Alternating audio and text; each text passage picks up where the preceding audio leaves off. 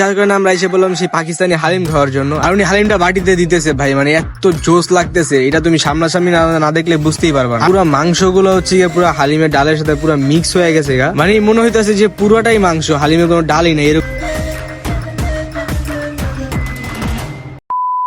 আসসালামু আলাইকুম এভরিওয়ান, কি অবস্থা সবার? আশা করি সবাই ভালো আছো। সো আমি Ahmed Sujon and welcome to my new video. তো আজকে আসছিলাম ওই পার মুন্নার ব্লগের জন্য মাইক্রোফোন প্রয়োজন ছিল। তো এই মাইক্রোফোন কেনার জন্য 4-5 দিন ধরে প্রচুর পরিমাণে পেন খাইতেছিলাম। 3-4 দিন ধরে ঘুরতেছি, বাট একটা ভালো মাইক্রোফোন পাইতেছি না। মানে যেটা ভাল লাগে ওইটা হচ্ছে গিয়া হয়তো সাউন্ড বেশি আসে, মানে ব্যাকগ্রাউন্ড সাউন্ডটা, যে ব্যাকগ্রাউন্ড যে নয়েজটা আছে ওইটা একটু বেশি আসে, নাইলে যে কোনো একটা প্রবলেম থাকে। তো এই কারণে হচ্ছে গিয়া 3-4টা দিন ধরে প্রচুর পরিমাণে পেন খাইতেছিলাম দুজন মিল্লা। আর 2 দিন যাবত হচ্ছে গিয়া যে এই পার আসি এই পার গিয়া ঘুরা যাই, আইসা দেখি হচ্ছে গিয়া মার্কেট অফ করে দিছে, নাহলে দোকানপাট অফ করে দিছে।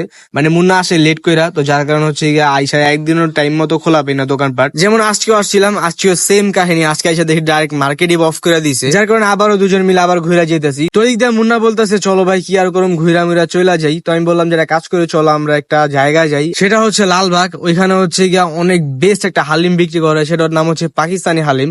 এটা অনেক পরিমাণে ফেমাস, ভাইরাল। তো চলো ওইখানে যাই, ওখানে গিয়ে হালিমটা ট্রাই করে দেখি কি অবস্থা, এত প্রশংসা কেন ওইটার। তো যাইতেছিলাম হালিম খাইতে, কিন্তু যাওয়ার সময় দেখি রাস্তায় এত সুন্দরভাবে লাইটিং করছে, মেবি এটা হচ্ছে কোন একটা বিয়া হইতেছে এরকম কিছু, যার কারণে এত সুন্দর করে সাজাইছে, দেখতে অনেক ভালোই লাগতেছে। তো দেখতেই যাই, কি আর করবো, আমাদের কপালে তো আর বিয়া শাদী নাই ভাই, মানুষ এটাই দেখতে হইব। অনেক সুন্দর করে তারা বিয়া শাদী করতেছে, সংসার করতেছে, তো এটাই দেখি। আমাদের কপালে বিয়া নাই, তো যার কারণে আমরা এসে বললাম সেই পাকিস্তানি হালিম খাওয়ার জন্য। আর এসে তো ভাই পুরাই একটা বেডবাস খেলাম, সেটা হচ্ছে এখানে নাকি হালিমটা শেষ হয়ে গেছে, খতম, বাই বাই, টাটা। এটা কোনো কথা ভাই? এত দূর থেকে এত কষ্ট করে আসলাম এই হালিমটা খাওয়ার জন্য, আর আইসার দেখি হালিমই নাকি নাই। তারপর আমাদের বললো যে একটু ওয়েট করো, তাহলে হচ্ছে কি আবার পাবা, কারণ আবার নতুন করে হালিমি করতেছে। তো ভাবলাম ঠিক আছে, যেহেতু এত কষ্ট করে আসছি একটু ওয়েট করে খাইয়ে যাই। তো আমরা এখান থেকে 2টা টোকেন নিয়ে নিলাম। এখানে ওনারা আগে হালিম দিত, বাট এইখানে এখন রাস্তায় দেয় না, ওনাদের ভিতরে একটা দোকান আছে, তো ওইখানে গিয়ে হালিম খাইতে হইব।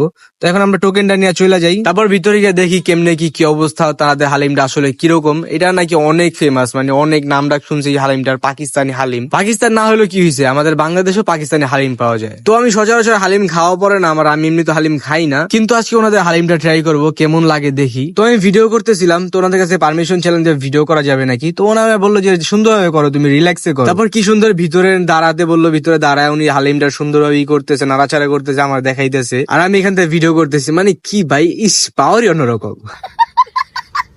তো যাই হোক, এত সুন্দরভাবে বলার জন্য থ্যাংক ইউ সো মাচ। আর উনি হালিমটা বাটিতে দিতেছে ভাই, মানে এত জোস লাগতেছে, এটা তুমি সামনাসামনি না দেখলে বুঝতেই পারবা না। আর ওনাদের বেস্ট একটা জিনিস, সেটা হচ্ছে গিয়ে ওনাদের মাংস হচ্ছে আলাদা আলাদা টুকরা করা থাকে, যেরকম অন্য হালিমের মধ্যে, এটা হচ্ছে সেরকম না, এটা পুরো হালিমের মধ্যে মিক্স করা থাকে মাংসটা।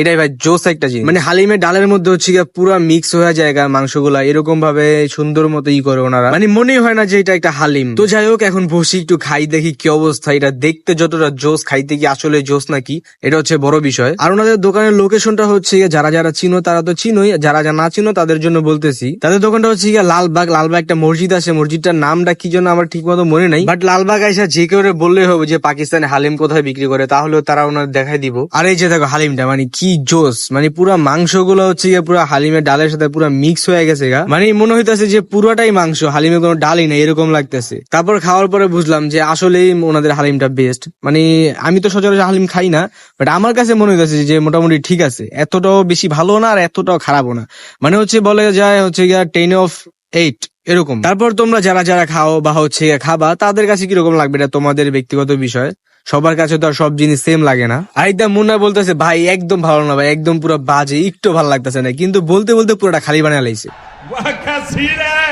মানে মজাও লাগতেছে না, আবার খাওয়া রাখতেছেও না, মানে বলতেছে যে ভালো লাগতেছে না কিন্তু খাইতেছে উড়াদুরা, মানে কি অবস্থা ভাই। তারপর আমাদের খাওয়া দাওয়া শেষ, এখন আমরা এখান থেকে বেরো যেতেছি। আর হালিমটা মোটামুটি অনেক ভালোই লাগছে, এতটা খারাপ না এতটা ভালো না, মোটামুটি সুন্দরী, একদম পুরা বেস্ট। মজা হয় না একটু? আচ্ছা, हमको सिखा रिया है। মানে কি ভাই, মজা হয় নাই কিন্তু পুরাটা খাইছে। তো যাই হোক, আমরা এখন এখান থেকে বেরো যেতেছি। আর এই দিয়ে মুন্না, মানে ওর থেকে ওর গাড়ি বড়, ও গাড়ি লড়াইতে পারতেছে না, জাস্ট দেখো। আমার বলতেছে ভাই একটু হেল্প করো, আমি ভাই দরকার নেই তোমার গাড়ি, তুমি নামায় লাও। খতম, বাই বাই, টাটা। মানে ওর থেকে ওর গাড়ি বড়, মানে দেখো ভাই কি যুদ্ধ লাগাই দিছে, মানে একবারই করে আবার পিছলে, আবার সামনে আবার পিছলে, গাড়ি লড়াইতে পারতেছে না। ওর শরীরের ওজন আছে 50 কেজি, আর ওর গাড়ি হচ্ছে 200 কেজি, কেমনে লড়াইবো ভাই? ও ভাই, মারো মুঝে মারো। তো যাই হোক বন্ধু আমার অনেক কষ্ট মষ্ট কইরা যেইভাবে পারছে যুদ্ধ মুদ্ধ কইরা তারপর ফাইনালি ওর গাড়িটাও ঠিক মতো করছে, ঠিক মতো লড়াইতে পারছে। তো এখন আমরা এখান থেকে বের হয়ে চলে যাবো ডিরেক্ট এলাকায়। তো আজকের জন্য এই পর্যন্তই গাইস, সবাই ভালো থেকো, সুস্থ থেকো, আল্লাহ হাফেজ। সবাই তাড়াতাড়ি পেজটা ফলো করে দিও, ভিডিওতে একটা লাইক দিয়ে দিও।